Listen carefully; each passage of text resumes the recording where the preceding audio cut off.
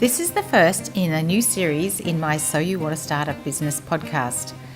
There have been a number of businesses that have terrific stories, and it's just not possible to interview all of them for a range of reasons. Hello, I'm your host Ingrid Thompson, and I've decided to bring you their business startup stories through my telling it as best I can, based on the information available and my interpretation of their story. If we manage to have them live on our podcast show sometime in the future, then that will be just great. So today I'm going to talk to you about Hayden Cox and his business, Hayden Shapes. Hayden Shapes is a surfboard design and manufacturing enterprise. These are not just any old surfboard. These surfboards are pretty special. They involve a completely new design using technology called FutureFlex. Hayden Cox was determined to reinvent the design and construction of the traditional wooden stringer surfboard, and he began experimenting with unique materials and construction techniques to test new flex patterns and how it affected performance.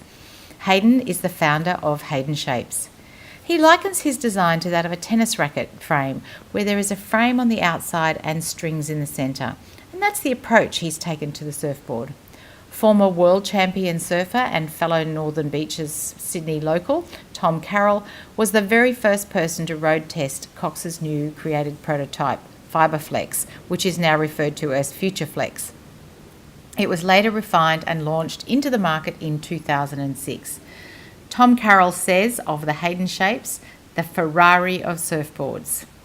So the surfboard story is an interesting one, and Hayden's business story is even more fascinating. Hayden started surfing as a 5-year-old. His engineer dad taught him how to repair all the surfboard's dents and dings himself, so he learned how to work with resin and with the hardeners. At 15, he broke his favourite surfboard, and there was no way he had the $600 he needed to purchase a new one at the time. Besides, with how much he knew about fixing surfboards, he figured it wouldn't be too much more to learn how to make his own surfboard. He contacted a local surfboard manufacturer to ask if he could do work experience so that he could learn. So he was super curious. Why were some boards different shapes? What was it that made some shapes work better in certain waves? What difference did the materials make? And many more questions. He watched the elite surfers and tried to figure out what they seemed to like about their surfboards. He wondered why they chose certain boards. So this was around about the year 2000, and the surfing world was becoming increasingly corporatized. The big players dominated. There was Billabong, there was Quicksilver, and Rip Curl. So instead of looking at the other surfboard manufacturers, Hayden Cox looked outside the surfing industry.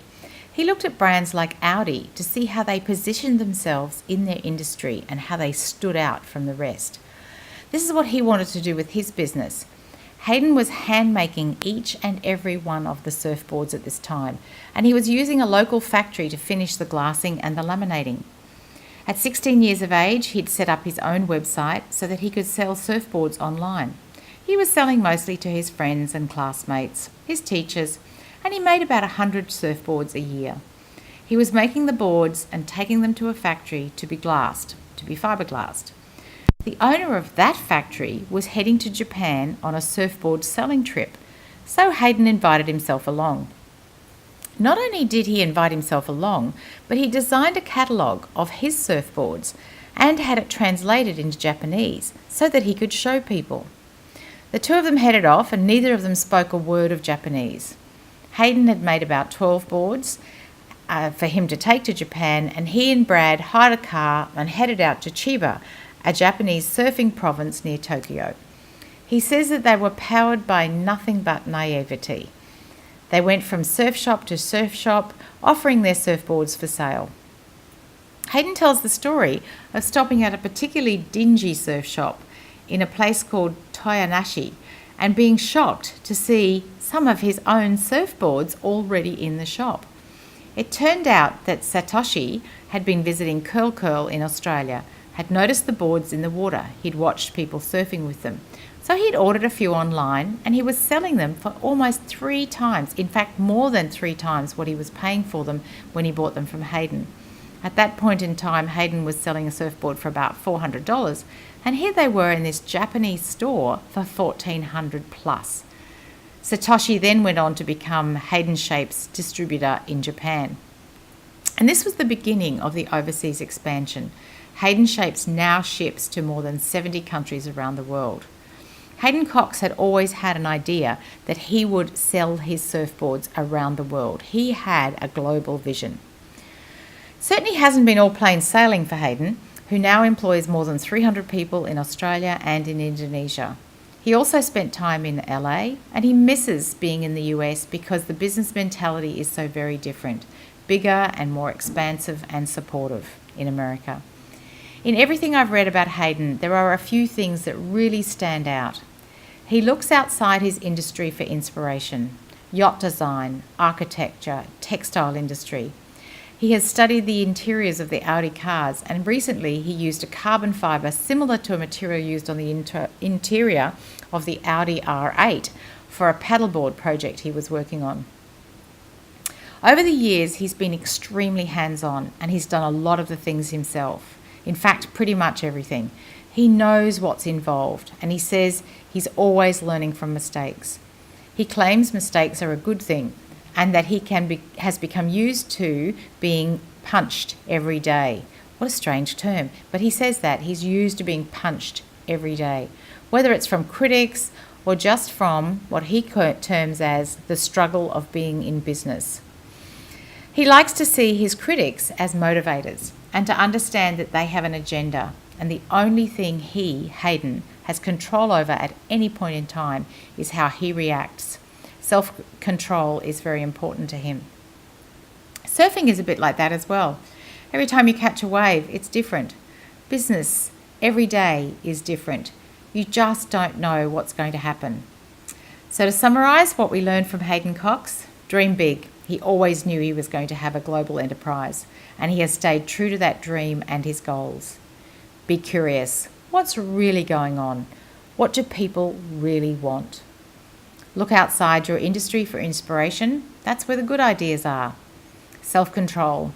Be aware of what's going on out there. Don't let that define you. A good friend of mine says, on a day when you might be wondering whether you want to surf or not, if in doubt, paddle out. I reckon that might be a great final point for Hayden Cox. He's taken lots of chances. He says, take the chance. Do the thing. If it doesn't work, learn from the mistakes and move on. I'm your host, Ingrid Thompson, and I trust that you've found this story about Hayden Cox and Hayden Shapes interesting and inspiring as you plan for your own business startup. If you want to check out the terrific surfboards and watch some pretty fabulous surf footage, head over to Haydenshapes.com. As always, there is a full transcript of this podcast over on my website at healthynumbers.com.au. There's a quiz for you to assess where you are on the Business StartUp Readiness Scale over at healthynumbers.com.au/quiz. Once you've done the quiz, if you give us your email address, we'll send you some terrific information, including an extract from my soon-to-be-released book, So You Want to Start a Business. And just remember, ideas without action, well, they're just that, ideas.